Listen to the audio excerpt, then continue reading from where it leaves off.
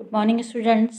आज हम इस वीडियो में आपको समाज से संबंधित कुछ महत्वपूर्ण क्वेश्चंस बताएंगे जो आपके लिए सभी परीक्षाओं के लिए बहुत ही उपयोगी होंगे। इन्हें पढ़ने के बाद आपको समाज अच्छे से समझ में आ जाएंगे। पहला प्रश्न है, भाषा की सबसे छोटी इकाई क्या है? इसके विकल्प हैं वर्ण, शब्द, वाक्य, संज्ञा। इसका सही उत्तर है वर्ण। भाषा की सबसे छोटी इकाई वर्ण होती है। वर्ण को अक्षर भी कहते हैं। दूसरा प्रश्न है, वर्णों के मेल से क्या बनते हैं? इसके विकल्प हैं वाक्य, शब्द, संज्ञा, क्रिया। तो इसका सही उत्तर होगा शब्द। वर्णों के मेल से शब्द बनते हैं। प्रश्न तीसरा, समास किसे कहते हैं?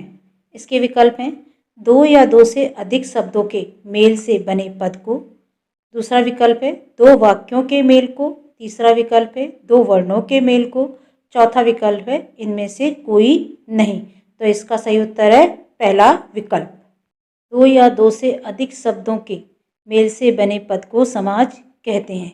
अर्थात दो या दो से अधिक शब्दों को मिलाकर एक नया शब्द बनाने की प्रक्रिया को समास कहते हैं। इस प्रक्रिया से बने हुए नए शब्द को समस्त पद या समासिक पद कहते हैं। प्रश्न 4, समासिक पद कहलाते हैं। इसके विकल्प हैं समास रचना में जो नए शब्द बनते हों। दूसरा विकल्प है पदों को अलग अलग लिखकर विस्तृत बनाना।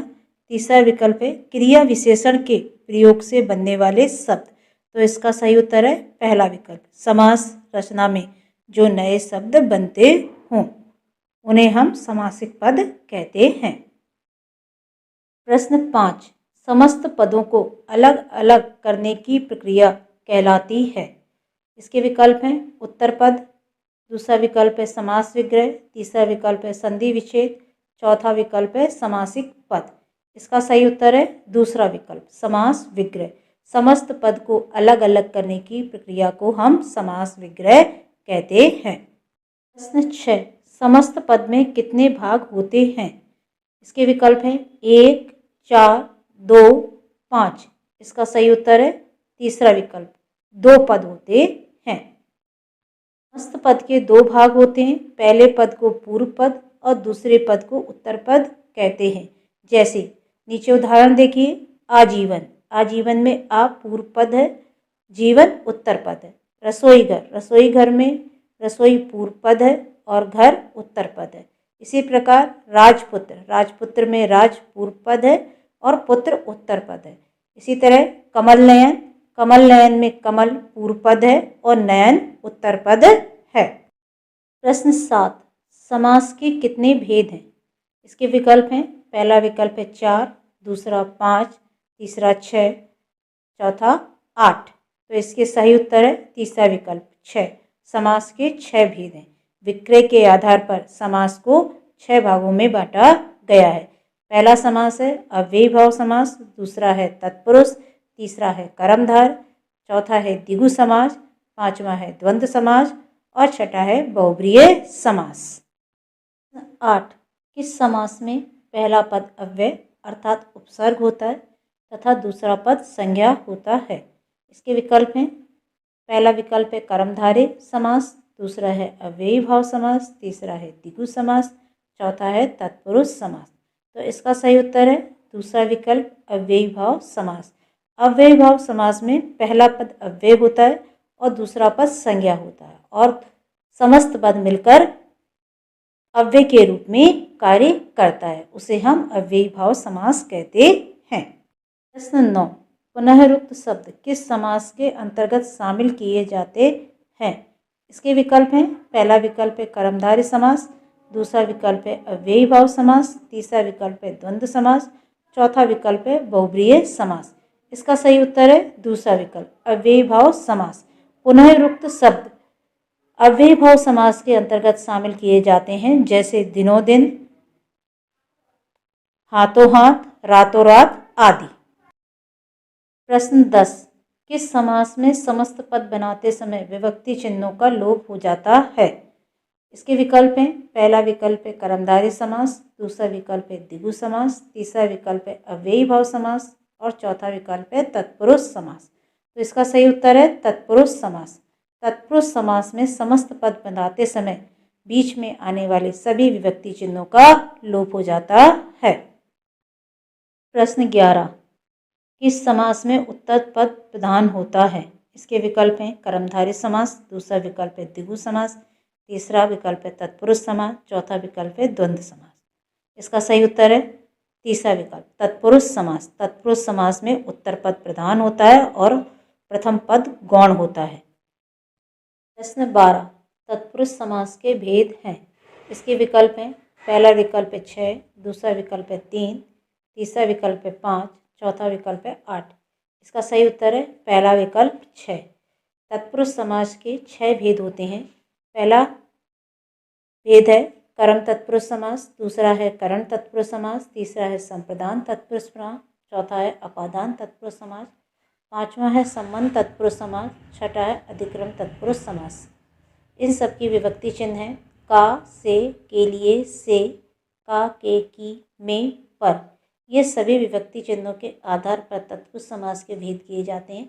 जब समस्त पद बनाते हैं तो इन विभक्ति चिन्हों का लोप हो जाता है। प्रश्न 13, जिस समासिक पद में उपमान उपमेय या विशेषण विशेष्य का संबंध होता है उसे कहते हैं। इसके विकल्प हैं अव्ययीभाव समास, दूसरा है द्वंद्व समास, तीसरा है तत्पुरुष समास, चौथा है कर्मधारय समास।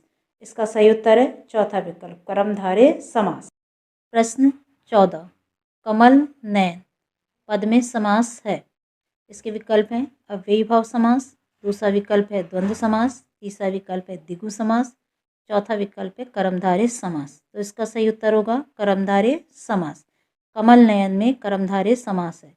देखिए कमल पहला पद है, नयन दूसरा पद है और दोनों में उपमान व उपमेय का संबंध है, इसलिए इसमें कर्मधारय समास है। प्रश्न 15, महाराजा इस पद में समास है। इसके विकल्प हैं द्वंद्व समास, दूसरा विकल्प है तत्पुरुष समास, तीसरा विकल्प है अव्ययीभाव समास, चौथा विकल्प है कर्मधारय समास। तो इसका सही उत्तर है कर्मधारय समास। महाराजा पद का अगर हम विग्रह करेंगे तो महान राजा, पहला पद इसमें महान है जो विशेषण है, दूसरा पद इसमें राजा है जो विशेष है। तो इसमें विशेषण और विशेष्य का संबंध है, इसलिए यहाँ कर्मधारय समास है। प्रश्न 16, जिस समासिक पद में पूर्व पद संख्यावाची विशेषण हो और उत्तर पद समूहवाचक संज्ञा हो उसे कहते हैं। इसके विकल्प हैं पहला विकल्प है तत्पुरुष समास, दूसरा विकल्प है अव्ययीभाव समास, तीसरा विकल्प है द्वंद्व समास और चौथा विकल्प है द्विगु समास। तो इसका सही उत्तर होगा द्विगु समास। द्विगु समास में पहला पद संख्यावाची होता है और दूसरा पद समूहवाचक संज्ञा होता है, उसे हम द्विगु समास कहते हैं। प्रश्न 17, किस समासिक पद में दोनों पद प्रधान होते हैं और योजक चिन्ह से जुड़े रहते हैं? इसके विकल्प हैं पहला विकल्प है कर्मधारय समास, दूसरा विकल्प है तत्पुरुष समास, तीसरा विकल्प है द्वंद्व समास और चौथा विकल्प है द्विगु समास। तो इसका सही उत्तर है द्वंद्व समास। द्वंद्व का मतलब होता है एक दूसरे के विपरीत। द्वंद्व समास में दोनों पद प्रधान होते हैं और योजक चिन्ह से जुड़े हुए रहते हैं, जैसे माता पिता, भाई बहन, रात दिन, सुबह शाम आदि। ये सभी शब्द एक दूसरे के विपरीत हैं तथा योजक चिन्ह से जुड़े हैं। 18, जिस समासिक पद में दोनों पदों में से कोई भी पद प्रधान नहीं होता है और दोनों पद मिलकर किसी तीसरे पद की ओर संकेत करते हैं उसे कहते हैं। इसके विकल्प हैं पहला विकल्प है अव्ययीभाव समास, दूसरा विकल्प है तत्पुरुष समास, तीसरा विकल्प है बहुब्रीहि समास, चौथा विकल्प है कर्मधारय समास। इसका सही उत्तर है तीसरा विकल्प बहुब्रीहि समास। बहुब्रीहि समास में दोनों पदों में से कोई भी पद प्रधान नहीं होता बल्कि दोनों पद मिलकर किसी तीसरे ही अर्थ को बताते हैं या तीसरे ही पद की ओर संकेत करते हैं, उसे हम बहुब्रीहि समास कहते हैं। जैसे इसके उदाहरण हैं दशानन, लंबोदर, नीलकंठ। दशानन में देखिए 10 हैं, आनंद जिसके अर्थात रावण। यहाँ देखिए पहला पद 10 और दूसरा पद आनंद, दोनों ही प्रधान नहीं है बल्कि दोनों पद मिलकर तीसरे पद की ओर संकेत कर रहे हैं, इसलिए यहाँ पर बहुब्रीहि समास है। कर्मधारय और बहुब्रीहि समास में अंतर। कर्मधारय समास में पूर्व पद और उत्तर पद में विशेषण विशेषिका या उपमान उपमेय का संबंध होता है, जबकि बहुब्रीहि समास में दोनों पद मिलकर किसी तीसरे पद की ओर संकेत करते हैं। इसे हम एक उदाहरण द्वारा समझेंगे। जैसे कि एक समासिक पद है पीताम्बर। पीताम्बर का अगर विग्रह हम करेंगे, पीला है जो अंबर, तो यहाँ कर्मधारय समास होगा, क्योंकि पीला विशेषण है, अंबर विशेष है। इसी प्रकार अगर हम इसका विग्रह करेंगे, पीले हैं अंबर जिसके, अर्थात भगवान विष्णु, तो यहाँ पर बहुब्रीहि समास होगा। यहाँ पीला और अंबर दोनों पद मिलकर किसी तीसरे पद की ओर संकेत कर रहे हैं। जब दोनों पद मिलकर किसी विशिष्ट अर्थ की ओर संकेत करें या विशिष्ट पद को बताएं तो वहाँ बहुब्रीहि समास होता है। 19 दशानन पद में समास है। इसके विकल्प हैं कर्मधारय समास, दूसरा विकल्प है द्विगु समास, तीसरा विकल्प है तत्पुरुष समास, चौथा विकल्प है अव्ययीभाव समास। इसका सही उत्तर है पहला विकल्प कर्मधारय समास। हमारा ये वीडियो पसंद आया हो तो इसे लाइक कीजिए, हमारे चैनल कनक स्टडी पॉइंट को सब्सक्राइब कीजिए और कमेंट्स बॉक्स में सुझाव अवश्य दीजिए। वीडियो देखने के लिए आपका बहुत बहुत धन्यवाद।